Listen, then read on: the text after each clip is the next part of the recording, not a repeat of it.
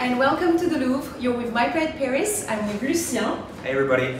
And today we're going to visit the Italian section of the Louvre. Yeah, exactly. So we're going to start all the way to the Middle Ages in the 1200s and then travel through the 13, 14 to the days of Da Vinci and to the people who came after him. We're in the first room that you see. We want to see the last Greek statue called the Winged Victory on top of a big staircase called the Darius staircase.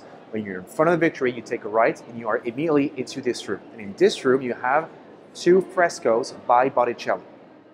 Okay, so this is a fresco by somebody whose real name was Alessandro Filippi, but he's better known under the nickname Botticelli. Botticelli, yeah, of course. Exactly. Yeah. Botticelli is probably the greatest painter in the history of Florence, in the sense that most Italian artists are linked to a city.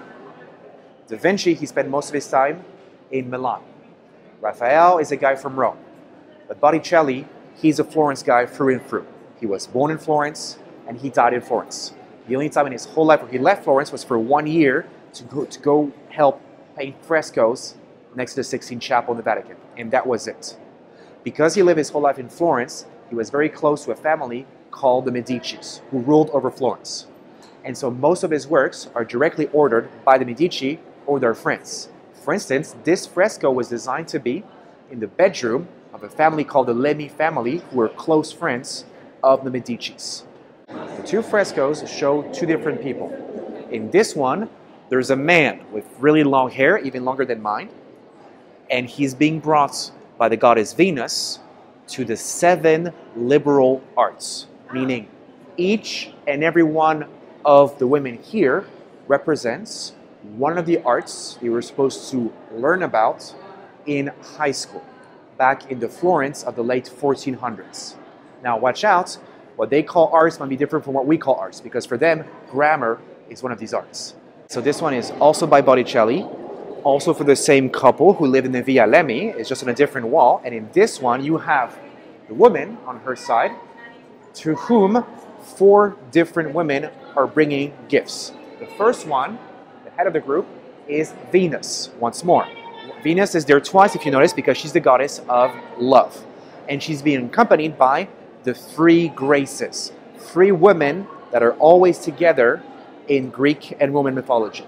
So welcome to the Great Gallery. 450 meters, so about 420 yards of Italian art, from the oldest pieces all the way here to the newer pieces all the way there, even though the newer pieces are still about 20 years old. And the most important thing, for the first time ever in French history, it was the first ever room with light coming in from the ceiling.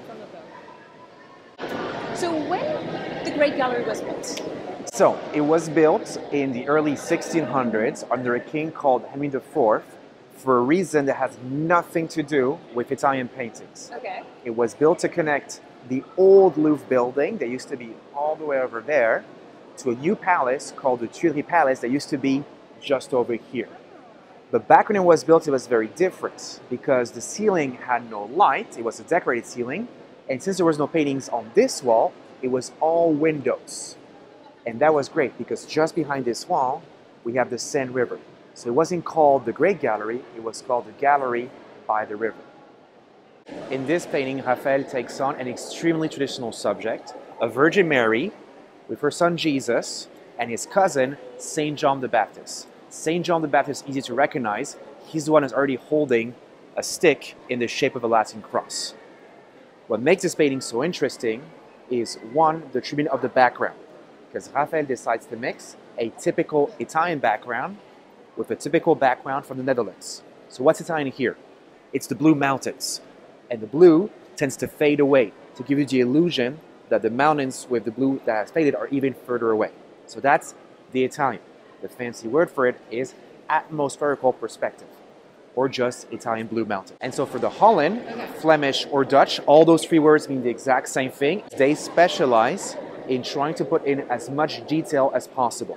So when you see on the right that little town, for instance, that's typical of the paintings of the Netherlands, which is really interesting because Raphael never went to the Netherlands in his whole life. So it proves that the people working in Italy back in his day, the early 1500s, were aware of what was going on in the Netherlands and had people tell them or even show them what was going on over there. Finally, this painting in French is called La Belle Jardinière. In English, the Louvre gave up on trying to translate it, so it's also called La Belle Jardinière in English. The point of that title, it means the beautiful woman who is working in her garden. Because if you look at what the Virgin Mary is actually doing, see how there's enormous amount of detail of all different types of flowers and plants all around her, and she's not in a church or in a chapel, she's sitting outside with her children. Raphael here is comparing the Virgin Mary to an average woman sitting down outside in the countryside. A beacon of hope, women in Italy could all, through their gestures, resemble the Virgin Mary. This painting is called the Saint Anne. It shows you three people: Jesus Christ, his mother Mary, and his grandmother Saint Anne. So you have three people in the same painting. It's a sweet painting about a family that loves each other. They're all looking at each other, smiling at each other, and holding each other. But there's a hidden terror in the painting. Jesus is about to step away from where they are. And if he takes one more step, he's going to fall to his death. Okay. So behind all that love, there's imminent doom. That's the message of Da Vinci. However, it's even more famous for its background.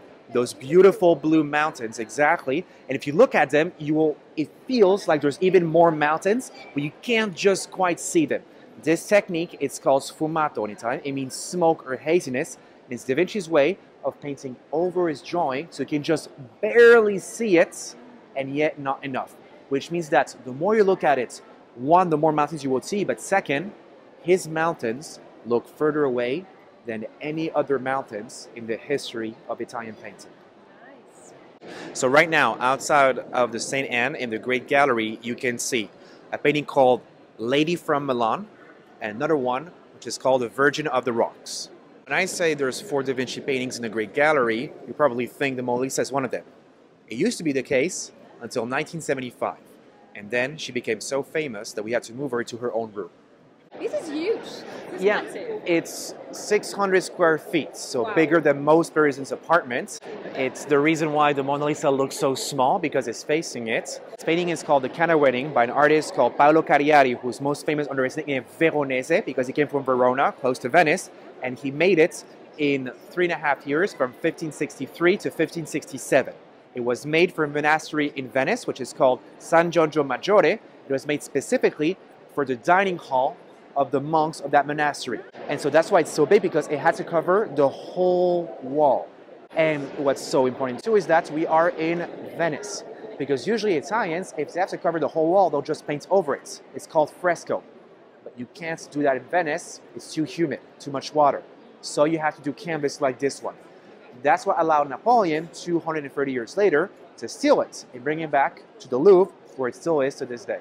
And it features the most important person in the history of Christianity for the Italians, Jesus Christ himself, who, to make sure you don't miss him, is exactly in the middle of the painting over there. Next to him, there's his mother, Virgin Mary. And this painting shows you the first miracle of Jesus, when at a wedding in Cana, he changed water into wine. But because it's a wedding, there's also the bride and groom. And notice how they're all the way over here, right above me.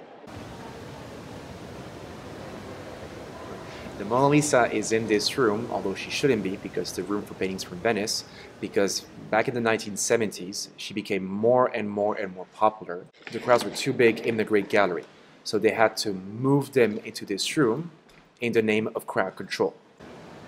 So why is Mona Lisa so famous? The Mona Lisa is so famous because she was stolen in 1911 by an Italian worker called Vincenzo Perugia. Since it was an artwork from Da Vinci, who was already world famous, and because it happened in the Louvre, which is also world famous, it made front page news not just in France, but all around the world. The best proof of it is that the day the Louvre reopened is the day the Louvre broke their all-time attendance record. People lined up to see an empty space on the wall. When she was found 2 years later in a very unexpected way, she became even more famous and has been famous ever since. She is so famous now, she probably embodies art itself. There's a reason why the most famous names in art history are names like Michelangelo, Leonardo da Vinci, or Raphael. The greatest artists of European art history are Italian. So of course, any museum, and especially the Louvre, who wants to be the greatest museum in the world, had to have as many Italian works as possible. There are two major themes in Italian paintings. The first one is linked to Christianity. It's any paintings that have to do with the Virgin Mary or baby Jesus, like in this painting to my left, for instance. They're easy to recognize, especially when it comes to the Virgin Mary, because she always wears dark blue. And so the painting behind me is part of the second theme of Italian painting, anything that has to do with Greek or Roman mythology. So things about Zeus, Hercules, or for instance in this painting, Artemis. They're easy to recognize because the characters tend to be naked. And often they also have a moral founding. For instance, in this painting right here, the man running on the left of the painting tried to watch Diana as she was naked. As a consequence, she's about to turn him into a deer. If you look closely, you will see he even has antlers that are starting to grow on his head. Thank you so much, Lucien. Thank you for listening. It was very nice. We did the Italian section today. We're going to do other section maybe on other videos. But if you're in Paris, just contact us, my friend in Paris, to have a fabulous tour here in the museum. Thank you guys for watching. Bye. Bye.